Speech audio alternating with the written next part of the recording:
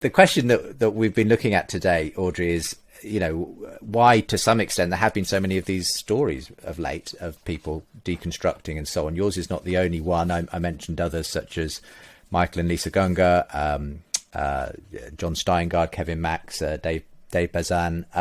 Do you notice anything in this particular kind of whole area of people going on similar journeys to you in the Christian music scene? I do. And I mean, I know a lot of those people personally. We've had many conversations about why.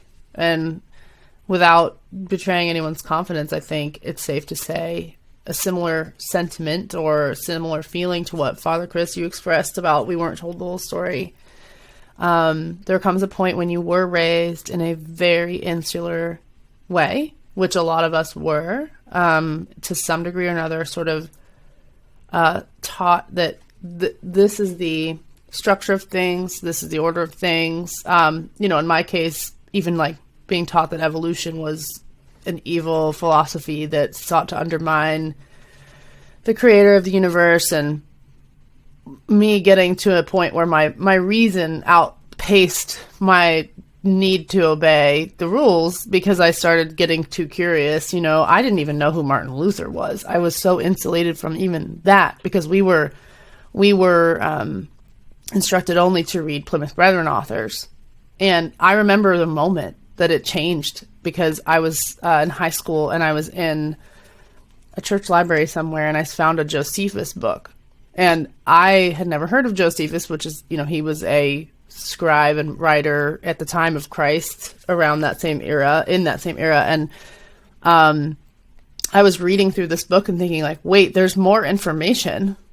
What if this is forbidden? Like, what else is forbidden? This kind of forbidden fruit, fear-based way of living can produce a need to go find out what's been hidden because, in my opinion, a thinking person, which every person is a thinking person, but a curious, intellectually stimulated, interested person being shown all of a sudden like, wait, there's a lot more out here I've never even considered or given the time of day to, and I want to do that. I mean, I think it's natural, I don't think it's an evil thing. I think it makes so much sense that when for most of your life you've been told for fear-based reasons to stay away from so much. And I remember my brother, and this is the last thing I'll say about this, but like my brother went on a journey like mine years before I did.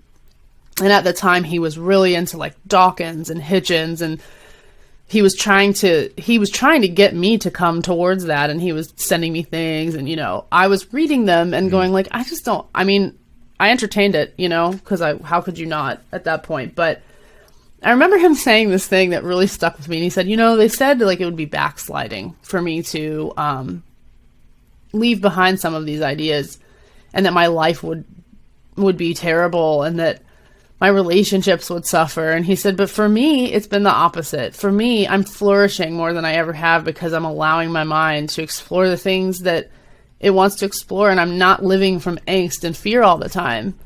And I don't think that Christianity and angst and fear have to be synonymous, but I think a lot of us were raised in a tradition where they were synonymous. And so the exploration phase feels like necessary. It's like an adolescence in a way that we weren't given the chance to have. For more conversations between Christians and skeptics, subscribe to the Unbelievable podcast. And for more updates and bonus content, sign up to the Unbelievable newsletter.